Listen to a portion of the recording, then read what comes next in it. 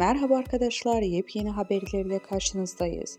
Barış Arduç ile Gupse Özel tatilde Can Asya'nın deniz keyfi. Yaz aylarını Çeşme'deki evlerinde geçiren Gupse Özel ve Barış Arduç, geçen Perşembe'de Çiftlik Köyü'ndeki bir plajda kızları Can Asya ile beraber denizde girerken görüntülendi.